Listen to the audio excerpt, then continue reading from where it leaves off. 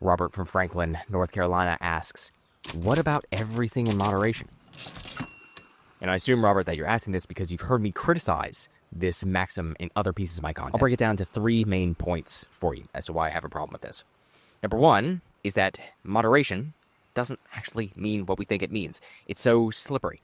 One person's moderation could be just drinking a glass of wine with dinner each night, whereas another person's is just to go out every other week for a huge bender. One person's moderation might just be vaping while drunk at a bar, where someone else's might be to ceremoniously roll tobacco and smoke it with intention. In this way, moderation is completely subjective, and therefore under the laws of the human ego. Second problem I have with everything in moderation is that you don't actually believe in it, and are therefore lying to yourself, which is no good. Like, you don't really believe everything is okay in moderation, right? Like, just a little bit of rat poison in my food, all good, it's healthy, as long as it's in moderation. Or just a tad of racism and sexism, that ought to do it, as long as it's in moderation, all good. Clearly not.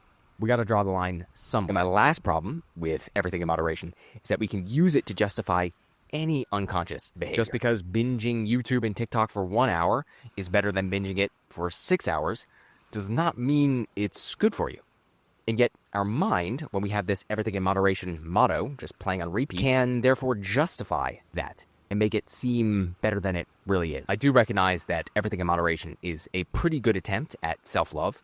Like, the last thing we want to do is shame ourselves or guilt ourselves into feeling bad for something that we've chosen to do. That doesn't actually help the situation. But at some point, you gotta draw a hard line. You have to suck it up and make tough decisions in order to better your life. Hope that was a little bit helpful. Thanks for the question, Robert. Namaste.